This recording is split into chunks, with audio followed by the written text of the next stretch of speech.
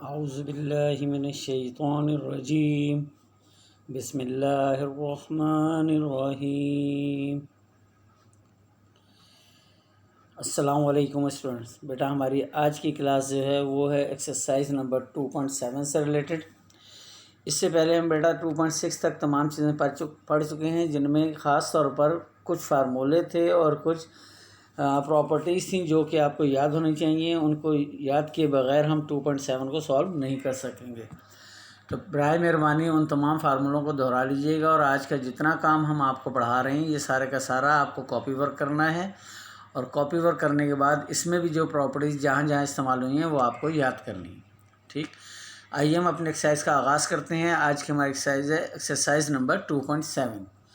Question number 1 हमारे पास है, जिसमें हमें सिंप्लीफाई करना है 8 की पावर 1/3 इंटू 36 की पावर 1/2 को।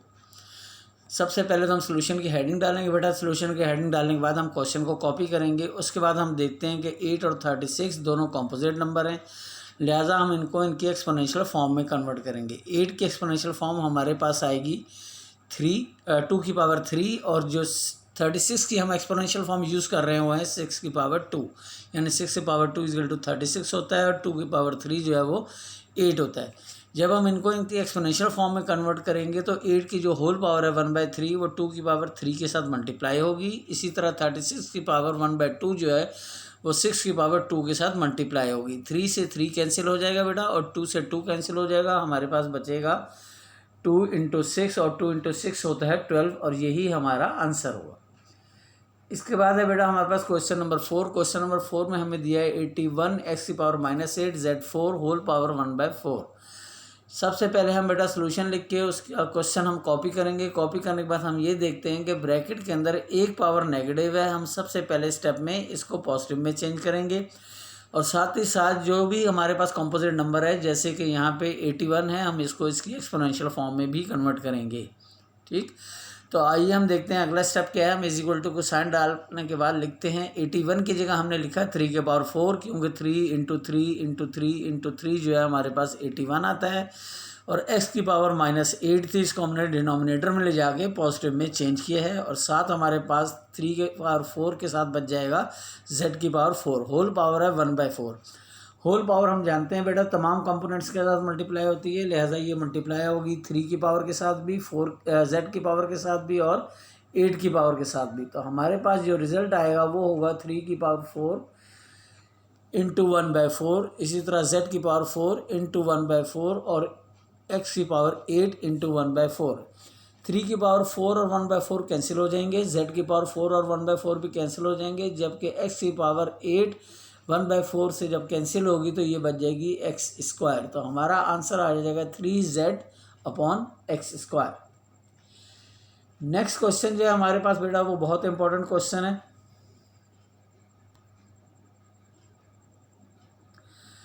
इसको ज़रा ध्यान से देखिएगा और इसको कई मरतबा कॉपी में कर लीजिएगा। ये है क्वेश्चन नंबर 5। क्वेश्चन नंबर 5 में हमें कह रहा है 27 की पावर 2n/3 और 8 की पावर -n/3 और 18 की पावर -n/2। सबसे पहला काम तो बेटा वही हम करेंगे। हमने सोल्यूशन की हेडिंग डाल के क्वेश्चन को कॉपी किया। कॉपी करने के बाद हम देखते हैं यहाँ पर 27 हो, 8 हो या 18 हो, ये तीनों के तीनों कॉम्पोजिट नंबर है, लिहाजा इनकी एक्सपोनेंशियल फॉर्म बननी है। इसके साथ 8 की पावर भी नेगेटिव है, इसको हम न्यूमरेटर से डिनोमिनेटर में शिफ्ट करेंगे, और 18 की पावर जो नेगेटिव है इसको हम डिनोमिनेटर से न्यूमरेटर में शिफ्ट कर देंगे। पहले स्टेप में हमने यहाँ काम ये किया है कि हमने सबसे पहले 27 की पावर 27 को एक्सपोनेंशियल फॉर्म में कन्वर्ट किया, तो ये बनी 3 की पावर 3, होल पावर इसकी है 2n/3। जबकि हमने 18 को डिनोमिनेटर से न्यूमरेटर में शिफ्ट करके पॉजिटिव पावर बनाई है, और 8 की पावर को हमने डिनोमिनेटर में ले जाके पॉजिटिव में चेंज किया।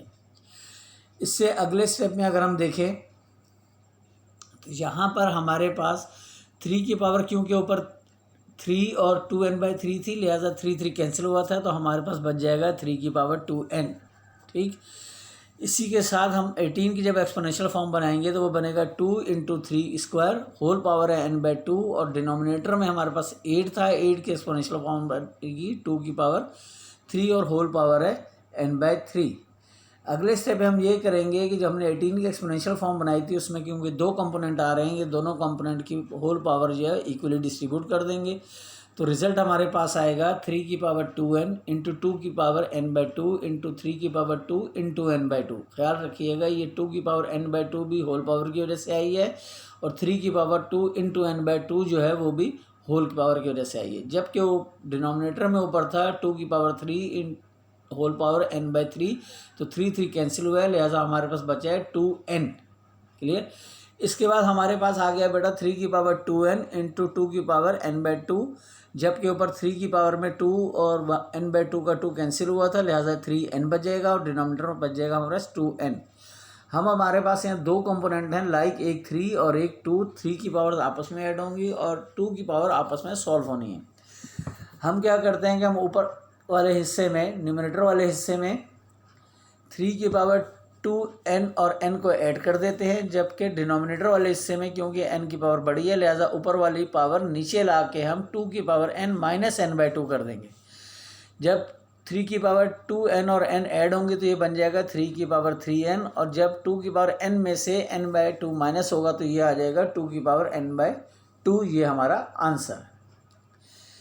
इसके बाद हमारे पास है बेटा क्वेश्चन नंबर 6। क्वेश्चन नंबर 6 हमारे पास है AP/AQ whole power -Q - P into AQ over AR whole power -R - Q into AR over AP whole power -P - R। सबसे पहले बेटा हम क्वेश्चन कॉपी करेंगे सॉल्यूशन की हेडिंग डालने के बाद, और उसके बाद हम देखते हैं कि तमाम पावर्स के अंदर माइनस कॉमन है, लिहाजा पहले स्टेप में हम माइनस कॉमन निकालेंगे पावर्स में से। जब हम कॉमन निकालेंगे तो अंदर वाली पावर, जैसे कि जिनको मैंने रेड से मेंशन किया है, ये चेंज हो जाएंगी, ऊपर माइनस थी और नीचे आके ये प्लस हो जाएंगी जब हम इनमें से माइनस कॉमन निकाल लेंगे। इसके बाद हम ये करते हैं बेटा, हमने एक फार्मूला पढ़ा हुआ है जो मैंने नीचे रेड से लिख दिया है कि A/B की पावर -n हो तो ये चेंज होकर हो जाता है B/A की पावर +n। इसी के तहत हमने ऊपर जो माइनस पावर है इसको ख़त्म किया है, तो हमने AP ओवर AQ को लिख लिया है AQ ओवर AP, पावर इसकी प्लस हो गई। इसी तरह AQ ओवर AR हमने लिखा है AR ओवर AQ, और इसी तरह थर्ड ब्रैकेट के अंदर हमने AR ओवर AP को लिखा है AP ओवर AR, और ये सारी पावर इनकी प्लस हो गई हैं। अब सिचुएशन ये हमारे पास बेटा, जो अंदर वाली पावर्स हैं, नीचे वाली पावर ऊपर आके माइनस होती है, लिहाजा हमने AQ ओवर AP को अगले स्टेप में लिख लिया Q माइनस, पावर लिख ली है Q माइनस P। ठीक, साथ ही हमारे पास Q प्लस P साथ मल्टीप्लाई हो रहा है। इसके बाद है A की पावर बन गई R minus Q into R plus Q। इसी तरह A की पावर तीसरे कंपोनेंट की बन गई P माइनस R और P प्लस R। ये तीनों में हमारे पास एक ही फार्मूला इस्तेमाल हो रहा है, जो हमने नीचे ब्लू कलर से मेंशन किया है, वो है A minus B into A plus B बराबर होता है A² माइनस B² के। लिहाजा हमारे पास जो पहला कंपोनेंट है उसकी पावर बन जाएगी Q² माइनस P²। इसी तरह दूसरे की बन जाएगी R² माइनस Q²। तीसरा कंपोनेंट जो A है उसकी पावर बन जाएगी P² माइनस R²। ख्याल रखिएगा तीनों जगह ये एक ही फार्मूला इस्तेमाल हुआ है A minus B into A plus B, जो A² माइनस B² के बराबर होता है।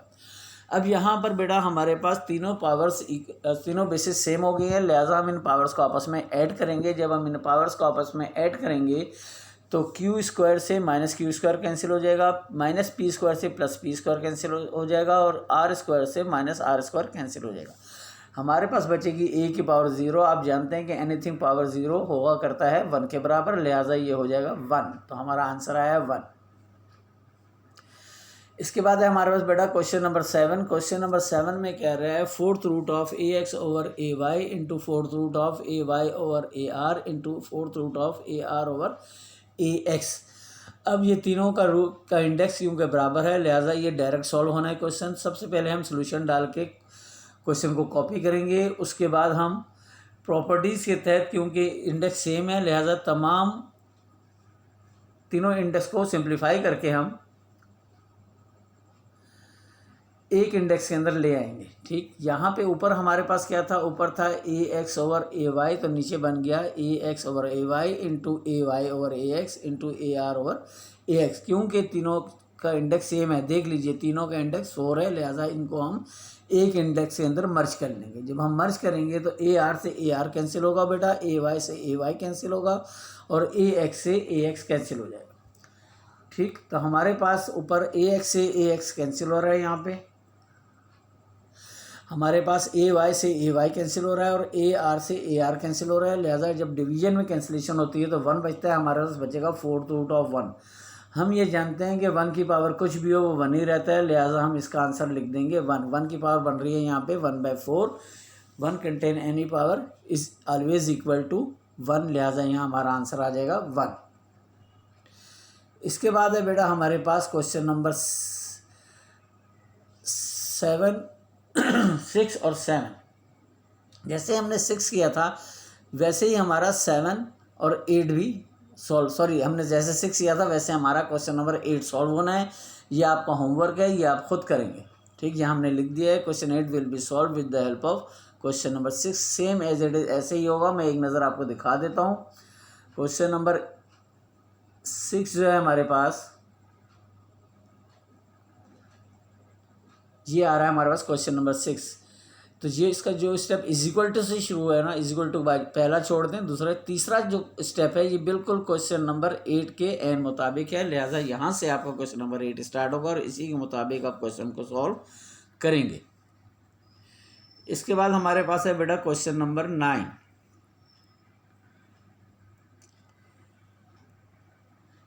क्वेश्चन नंबर 9 में हमें कह रहा है पी की पावर ए ओवर पी की पावर बी होल पावर ए प्लस बी माइनस सी। इसी तरह दूसरा कंपोनेंट है पी की पावर बी अपॉन पी की पावर सी होल पावर बी प्लस सी माइनस ए। इसी तरह तीसरा कंपोनेंट है पी की पावर सी ओवर पी की पावर ए होल पावर ए प्लस सी माइनस बी। तीनों कंपोनेंट्स की पावर एक ही स्टाइल में है, लिहाजा क्वेश्चन पूरे का पूरा जैसा पहला ब्रैकेट सॉल्व होगा वैसे ही बाकी 2 ब्रैकेट सॉल्व होने हैं। सबसे पहले हम सोल्यूशन की हेडिंग डालेंगे। सोल्यूशन की हेडिंग डालने के बाद बेटा हम क्वेश्चन कॉपी करेंगे और क्वेश्चन कॉपी करने के बाद पहले स्टेप के अंदर हमने क्या काम करना है, हमने P A over P B को चेंज कर लेना है पी की पावर ए माइनस बी में। किस में चेंज कर लेंगे? पी की पावर ए माइनस बी में, क्योंकि नीचे वाली पावर ऊपर आके माइनस हुआ करती है। तो ये बन जाएगा पी की पावर ए माइनस बी होल पावर ए प्लस बी माइनस सी। इसी तरह सेकंड ब्रैकेट बन जाएगा पी की पावर बी माइनस सी होल पावर बी प्लस सी माइनस ए। इसी तरह तीसरा ब्रैकेट बन जाएगा पी की पावर सी माइनस ए होल पावर सी प्लस ए माइनस बी। यहाँ से अगर हम देखें तो जो पहला ब्रैकेट है जब उसको हम सॉल्व करेंगे तो वो है पी की पावर ए माइनस बी और होल पावर है ए प्लस बी माइनस सी। तो ए माइनस बी और ए प्लस बी मिलके तो बन जाएगा a square minus b square. उसके बाद जब माइनस सी हम ए माइनस बी से मल्टीप्लाई करेंगे तो ये हो जाएगा माइनस ए सी और minus into minus plus b c. दोबारा गौर कर लीजिए इस पर,